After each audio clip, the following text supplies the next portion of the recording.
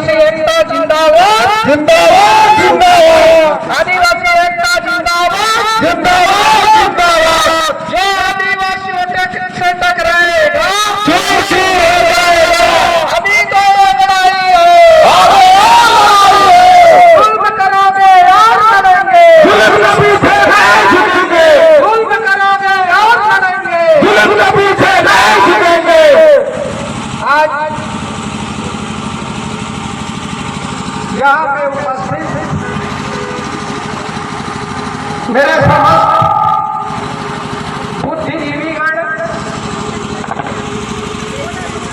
अधिकारी, कर्मचारी, आम नागरिक, मेरे मातृशक्तियों, युवा साथियों, समाज के बेटियों, बच्चों, साथियों, आज मुझे बड़ी पीड़ा हुआ, काफी संवेदना होता है कि मैं जब 19 तारीख को, मुझे वर्ष 18 तारीख को मेरे कार्यालय में एक कार्यकर्ता ने बात बताया कि एक मामला जो इतना मोस्ट रेयर है, काफी संवेदनशील और गंभीर है, बलात्कार जैसे मामला, जो दुराचार जैसे मामला, जो लैंगिक अपराध की श्रेणी में आता है, वो मामला को वहाँ के जो जिम्मेदार चौकी प्रभारी 3 माह से दबाने का कोशिश कर रहा है।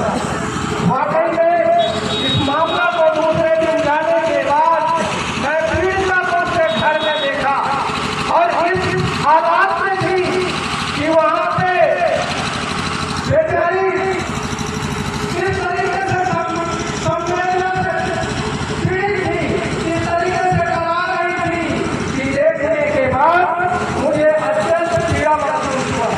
काफी मुझे दुख और तकलीफ हुआ। इतना बड़ा रेयर मामला, निर्भया जैसे एक बेटी जिसके साथ दिल्ली में घटना हुआ, पूरे दुनिया में हल्का मच गया, पूरा ये देश में हलचल मच गया, ये देश सदमा में ग्रस्त हो गया।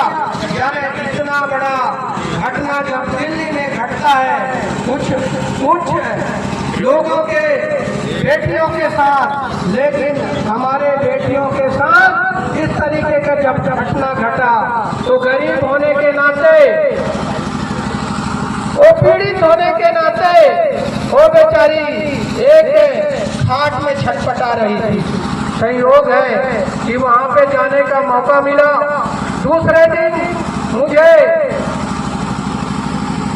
कोरबा शक्तिपीठ, जहाँ के संरक्षक और इंडियन आयल में जो डीजीएम है, महाप्रबंधक है, उनने फोन करके बात कहा कि उदय जी ये कहाँ का घटना है। मैं उनको विस्तार से बताया और वहाँ से सीधे एम्बुलेंस यहाँ भेजे 20 तारीख को। और शंभू सेना जो सामाजिक हमारे कार्यकर्ता हैं, राजेश और माही, दोनों वहाँ पे गए, लेकिन यहाँ के प्रशासन के लोग उसको ये बोलकर वहाँ से जाने नहीं दे रहे थे कि ये युवती हमारे हिरासत में है। आप सोच सकते हैं उनके मन में किस तरीके का भावना था कि वो दर्द से छटपटा रही थी, जो करा रही थी, और उसको हम लोग सीधे रायपुर के लिए रवाना करने वाले थे, ले जाने वाले थे एम्बुलेंस में। पर यहाँ के एडमिनिस्ट्रेशन, यहाँ के प्रशासन के लोग बोल रहे थे कि ये हम लोगों के हिरासत में। आप सोच सकते हैं। तो इस प्रकार से साथियों, ये जो घटना घटा है काफी रेयर है, अति संवेदनशील है। इसका मैं कड़ी से कड़ी भर्त्सना और निंदा करता हूँ। इस तरीके से किसी भी समाज का बेटी हो, किसी भी समाज का युवती हो, उसके साथ यदि गैंग रेप होता है या सामूहिक बलात्कार होता है, उसके ऊपर ज्वलनशील तेजाब या एसिड अटैक किया जाता है, तेजाब डाल दिया जाता है उसको जलाने के लिए, तो इससे बड़ा इस देश में और कौन सा विडंबना हो सकता है। इतनी बड़ी घटना में कोई पुलिस वाले दबाने का कोशिश करे तो उससे बड़ा गुनाहगार और कौन हो सकता है, आप लोग सोच सकते हैं। इसलिए साथियों, ये पीड़ा, ये दर्द और एक असक हमारे अंतर्मन में व्याप्त है। हम लोग इसके खिलाफ लड़ेंगे। आप लोगों को मालूम होना चाहिए कि ये जो क्षेत्र है, जिस हफ्ते में हम यहाँ पे रहते हैं, ये 5वीं अनुसूचित क्षेत्र कहलाता है। यहाँ नॉन जुडिशियल एरिया है। किसी भी स्टाम्प में देखेंगे उसमें साफ लिखा रहता है नॉन जुडिशियल, माने गैर न्यायिक।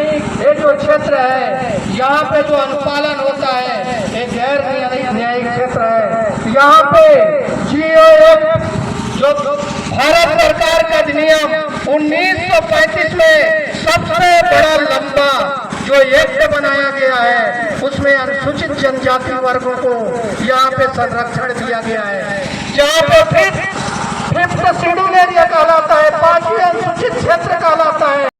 विशेष अधिकार है, विशेष वैधता है, विशेष आजादी है, लेकिन हम लोगों का अज्ञानता ही आज उन लोगों के लिए सबसे बड़ी ताकत बनती है। यानी आज हम लोग संविधान का पाठ नहीं जानते, आज हम लोग अपने अधिकार के बारे में जानते नहीं है। इसलिए आज हमारे साथ इस तरीके का गुनाहगार होता है, इस तरीके का अन्याय अत्याचार होता है। इसलिए साथियों, अब आप लोगों को सजग होना पड़ेगा, आप लोगों को सोचना पड़ेगा।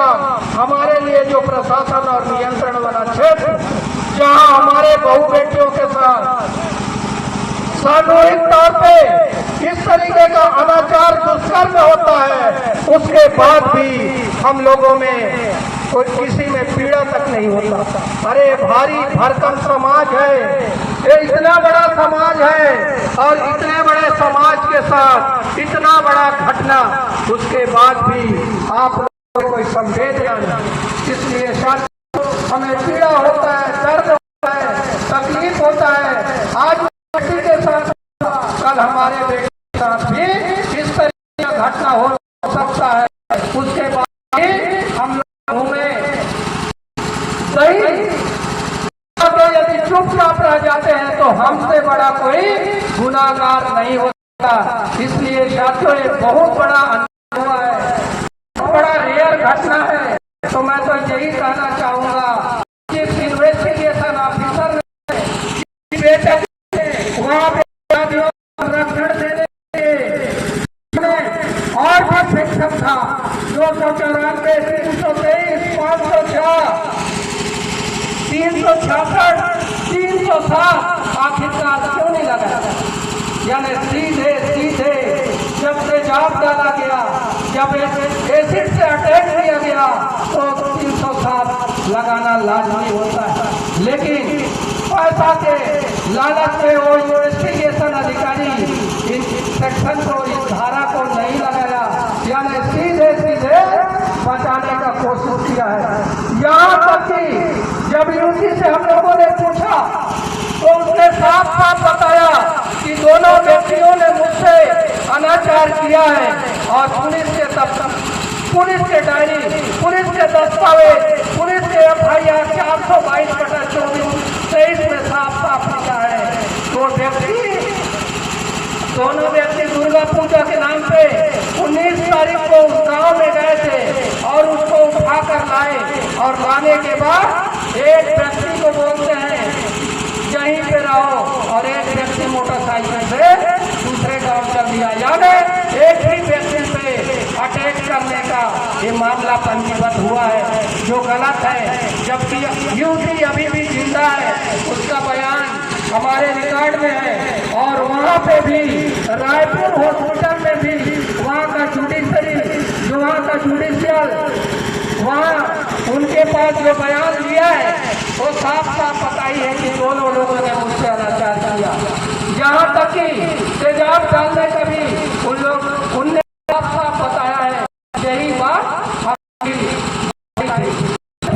साथ बड़ा बड़ा संवेदनशील यदि घर में और अन्याय के खिलाफ आंदोलन न करें तो हमारे जैसे कोई गुनाहगार नहीं। इसलिए तो आप लोगों ने यहाँ पे दस्तक दिया और यहाँ प्रशासन का ध्यानाकर्षण के लिए ये बताने के लिए आया है कि इस तरीके की घटना का हम घोर निंदा करते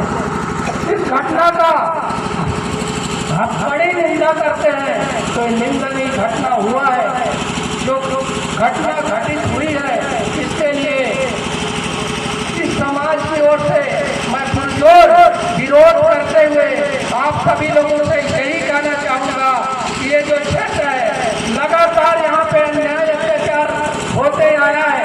मैं आप लोगों को ये भी बता देना चाहूँगा कि जो 14 अप्रैल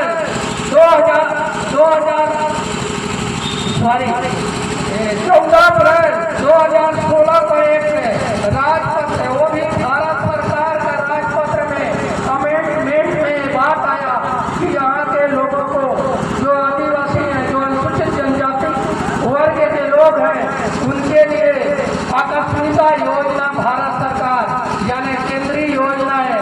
और यहाँ पे जिला में, हर जिला में जो सहायक आयुक्त बैठते हैं, जिनको ऐसे जाते हैं, आदिम जाति विकास परियोजना होता है, वहाँ पे ऐसा घटना होता है तो उसे 5 लाख रुपए संदाय करने का है।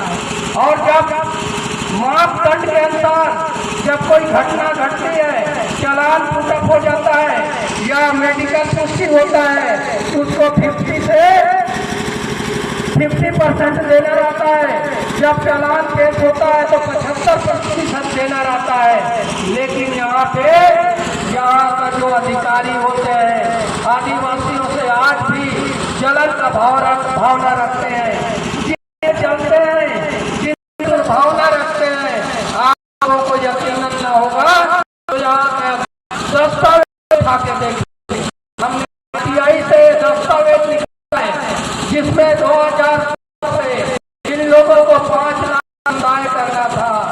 यानी में अपराध घटित होता है तो बिलासपुर में 3,75,000 दिया है, अंबिकापुर 3 लाख दिया है। कोरिया जिला के आयुक्त ने यहाँ निगरानी समिति सिर्फ 1.5 लाख पैसे अधिक यहाँ के को एक पाई अधिक